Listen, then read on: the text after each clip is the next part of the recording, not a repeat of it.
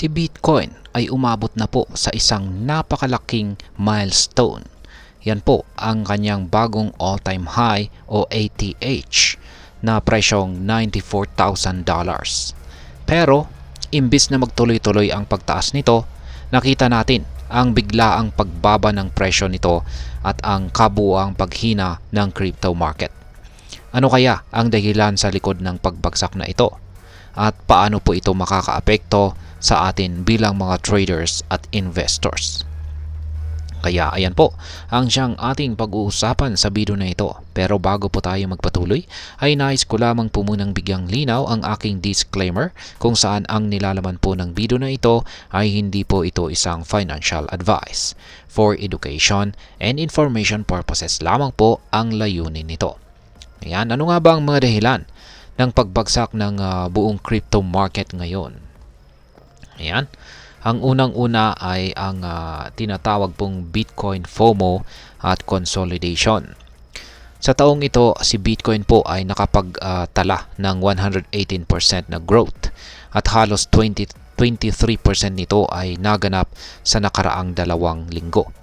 Salamat sa panalo po ni Pangulong Donald Trump sa US elections.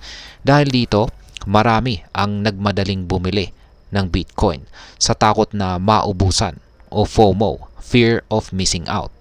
Pero dahil nasa mataas na presyo na ito, maraming sellers ang nagdesisyon na magbenta para kunin ang kanilang kita. At ito yung nagdulot ng malakas na selling pressure sa crypto market.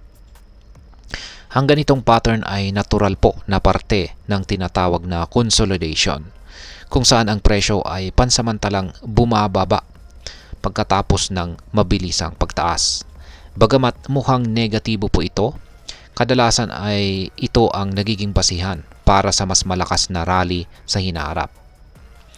Ayan, ang pangalawa ay ang Nvidia earnings report.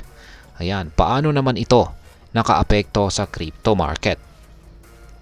Sa linggong ito ay inaasahan ang quarterly earnings report ng Nvidia, ang kilalang kumpanya sa paggawa po ng AI chips at graphics card. Dahil sa kanilang malawak na impluensya sa AI at gaming industries, pati na rin sa crypto mining, ang kanilang financial performance ay may direktang epekto po sa crypto market. Ayon po sa analyst, malaki ang inaasahang kita ng Nvidia.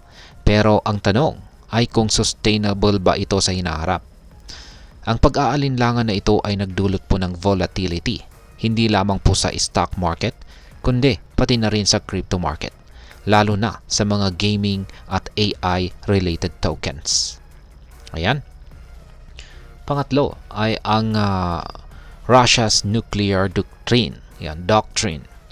Epekto po ng takot sa pandaigdigang seguridad.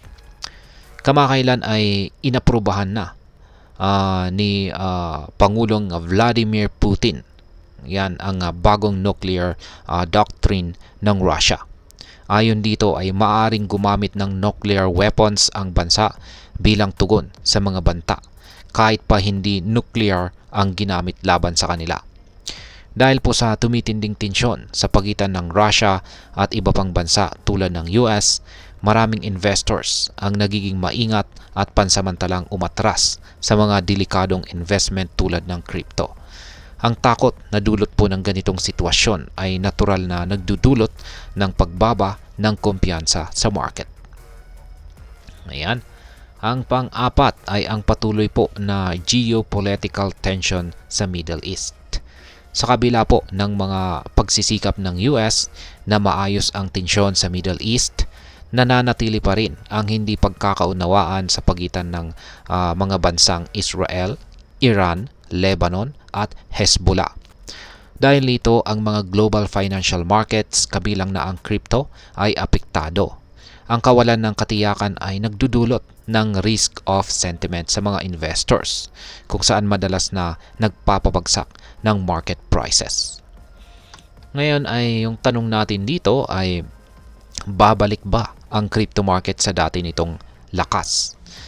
Ang kasalukuyang pagbaba po ay maituturing na pansamantalang yugto lamang na karaniwan sa mga bull markets. Ang mga indicators tulad po ng Fear and Greed Index ay nasa extreme greed na nangangahulugang maraming investors ang naniniwala sa muling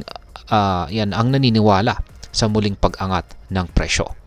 Habang inaantabayanan ng mga investors ang resulta ng Nvidia earnings at mga geopolitical events, posibleng makita po natin ang pagbawi or pagbangon ng market sa mga susunod na linggo. Mahalaga ring alalahanin na ang crypto ay nananatiling sensitibo sa mga global na kaganapan. Kaya't kinakailangan ang maingat at estratehikong diskarte sa pag-invest. Ngayon ay ano naman ang maaring maging epekto nito or impluensya sa atin bilang mga Pinoy investors or traders. Para sa mga Pilipino, ang mga ganitong kaganapan ay nagbibigay po ng aral kung paano magplano sa gitna ng volatility. Kung ikaw ay isang trader, ang pagbagsak na ito ay maaring tingnan bilang oportunidad na bumili sa mas mababang presyo, lalo na kung naniniwala ka sa long-term na potensyal ng crypto. Gayunpaman, kung ikaw ay isang baguhang investor, mahalaga ang risk management at pag-unawa ng crypto ay hindi laging pataas ang galaw. Maglaan lamang ng kapital na kaya mong mawala at huwag magpadala sa takot o kasabikan. Ngayon ay ano naman po ang aking masasabi tungkol dito. Ang crypto market ay palaging nasa gitna ng boom and bust cycles. Ang kasalukuyang pagbaba ay hindi nangangahulugang tapos na ang bull market. Sa halip, ito ay isang pagkakataon para sa mga investors na suriin ang kanilang mga desisyon at maghanda para sa mga susunod na galaw ng market. Ang patuloy po na suporta mula sa mga malalaking bansa tulad ng US at ang interes ng mga institution ay patunay na ang crypto ay nananatiling mahalaga sa modernong ekonomiya. Kaya mga ka-crypto, mag-ingat, magplano at maghanda para sa susunod na pag-angat. Ngayon ay ano po ang plano mo sa gitna ng pagbaba ng market? Magbebenta ka ba? Bibili ka ba? O maghihintay? I-share ang iyong opinion sa comment sa ibaba. At ayan, hanggang dito na lamang po tayo sa video na ito mga ka-crypto. Sana po ay inyong nagustuhan ang aking paliwanag sa video na ito. Kung inyo po itong nagustuhan, pakiclick lamang po ang like button nito. Marami pong salamat sa panonood. Ingat po tayo lagi at God bless po sa ating lahat.